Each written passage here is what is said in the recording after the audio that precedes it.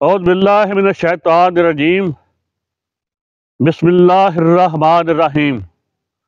ناظرین کرام، آپ کا میزبان ابن حسن آپ کو خوش آمدید کہتا ہے۔ ناظرین کرام، پاکستان کی یا پاکستانیوں کی انتہائی بدقسمتی کہہ لیں کہ پاکستان بنتے ہی ہم نے اپنے محافظوں کے ساتھ محبت میں، عقیدت میں اپنے چوکیداروں کو اتنے سارے اختیارات دے دیے، اتنا سارا ان پہ جان نشاور کر دی، اتنا ان کو طاقتور بنا دیا۔ آج ہمارے چوکیدار، آج نہیں ہمیشہ سے پھر ہمارے چوکیدار اتنے طاقتور ہو گئے کہ یہ گھر کے مکینوں کو، گھر کے مالکوں کو، کسی بھی ریاست کی عوام اس کے اختیار، اقتدار اور وسائل کی مالک ہوتی ہے۔ لیکن ہماری بدقسمتی یہ ہے کہ ہمارے چوکیداروں نے ہمیں چور، ڈاکو اور اس کے علاوہ دہشت گرد، باغی، غدار سمجھنا شروع کر دیا اور ہمارے تمام وسائل پہ قبضہ کر لیا، اقتدار پہ، اختیار پہ، وسائل پہ۔ تو یہ ہماری انتہائی بدقسمتی ہے کہ ہم اس گھر کے مالک اب چور ہیں، اب خائن ہیں، بددیانت ہیں، کرپٹ ہیں۔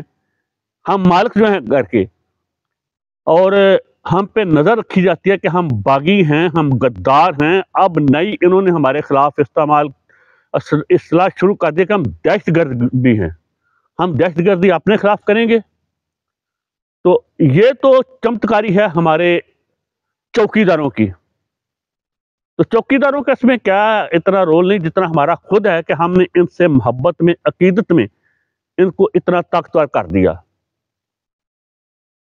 تو تازہ ترین واردات یہ ہے، اس کو یہی روکتا ہوں کہ جو 8 مئی کو میں ہمیشہ کہتا تھا انتخابات نہیں ہوں گے، 8 فروری کو انتخابات نہیں ہوں گے، اور وہ نہیں ہوئے نا، وہ انتخابات نہیں ہوئے، وہ سلیکشن ہوئی ہے۔ وہ چوکیداروں نے چوروں کو جس کو چاہا، اور پوری قوم پہ مینڈیٹ پہ، حق حکمرانی پہ، پوری قوم کے حق حکمرانی کے، میرے اکیلے نہیں، ڈاکہ ڈالا ہے۔ کنہوں نے؟ چوکیداروں نے، جو ہمارے چوکیدار ہیں، ہمارے محافظ ہیں، ہمارے چوکیدار ہیں، ہمارے تنخواہ دار ہیں۔ ہم اپنا پیٹ کاٹ کے ان کی ہر ضرورت، ان کی ہر آسائش پوری کرتے ہیں۔ ان کی چیری بلاسم، ان کا برش، ان کے برش چمکانے میں بھی ان کے بوٹ چمکانے میں، ان کی وردی کڑکڑانے میں میرے بیٹے شامل ہیں، جو وہ ان کے اردلیوں کا کام کرتے ہیں، ان کے دھوبیوں کا، ان کے چوکیداروں کا کام کرتے ہیں۔ تو اب انہوں نے پوری قوم کے مینڈیٹ پہ ڈاکہ مارا ہے بزور بندوق، اور جس کو جتنی سیٹیں ان کا دل چاہا انہوں نے دی ہیں، مینڈیٹ سپلٹ کیا ہے، تقسیم کیا ہے۔ انتخابات رب العزت کی قسم نہیں ہوئے پورے پاکستان میں، صرف سلیکشن ہوئی ہے کہ جس کو منگولوں نے چاہا اسے منتخب کر لیا، جسے چاہا اسے ہرا دیا۔ اور اس کے آگے میں آپ سے ایک سوال رکھتا ہوں، کیا کوئی چور جو ووٹ چور ہو، کسی کا ایمان چوری کر لے؟ ووٹ ہمارا ایمان ہے نا، ہم کسی پہ اس پہ ٹرسٹ کرتے ہیں، اپنے اسے حق حکمرانی دیتے ہیں، یعنی ہم بیعت کرتے ہیں۔ تو کیا کوئی ایسا خلیفہ یا ایسا حکمران جو ووٹ چور ہو، وہ نوٹ چور نہ ہوگا؟ کیا خزانہ اس سے بچا رہے گا؟ کیا ملکی وسائل اس سے محفوظ رہیں گے ان چوروں سے؟ سوال 1۔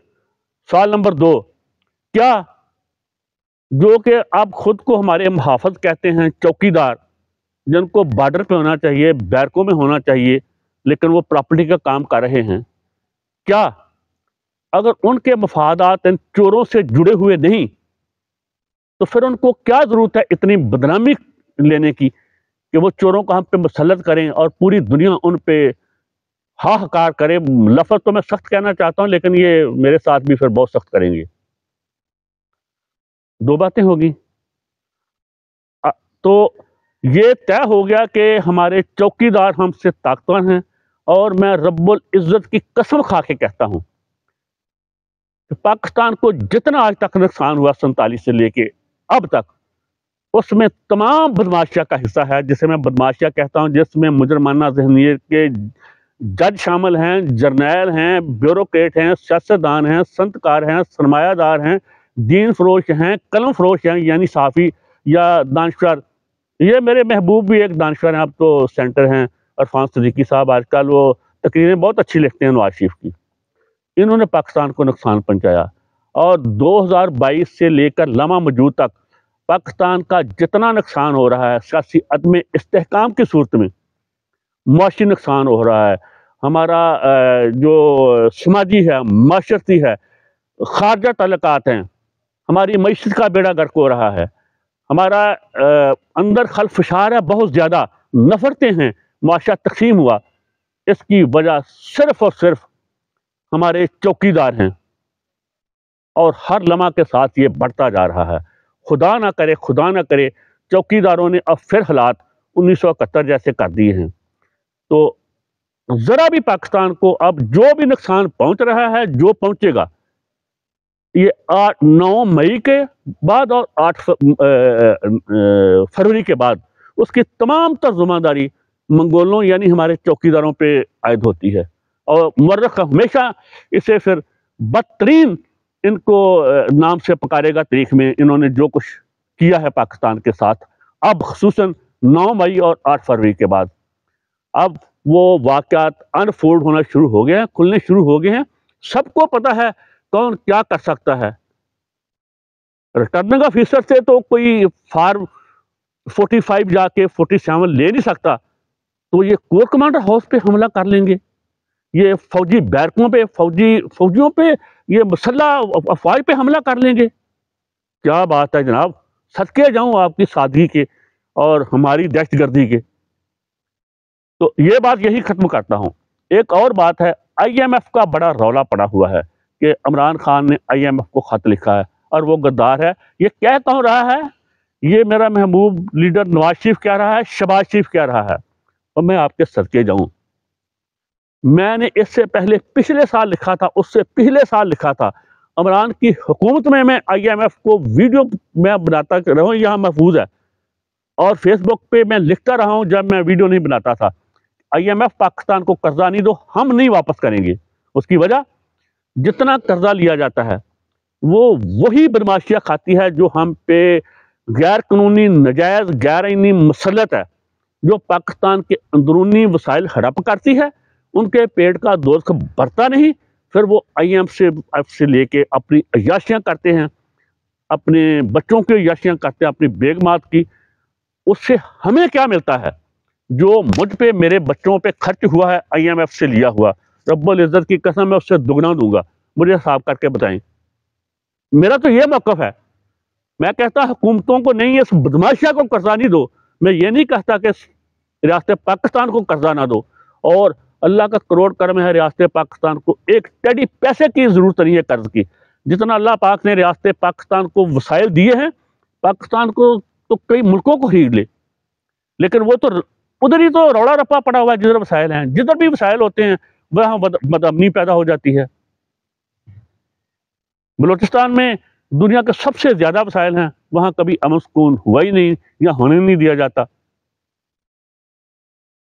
یہ تھی آج کی چھوٹی سی ویڈیو، اور جو تماشا ہو رہا ہے اسمبلیوں میں آپ دیکھ رہے ہیں، انشاءاللہ العزیز ان فسادات، میں کہتا تھا انتخاب نہیں ہوں گے، فسادات ہوں گے، تو فسادات شروع ہیں، تو اب منگول 9 مئی کی طرح یا 2022 اپریل کی طرح ہم کو دبا نہیں سکیں گے۔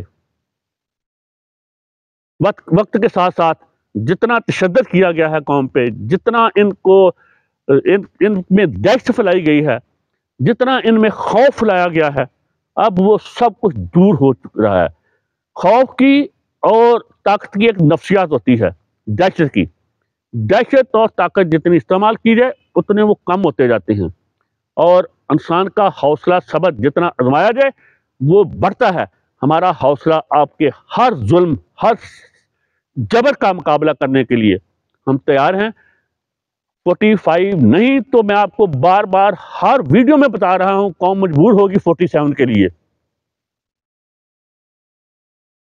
تو دیکھتے ہیں وقت وقت کے بطن سے کیا ظہور پذیر ہوتا ہے.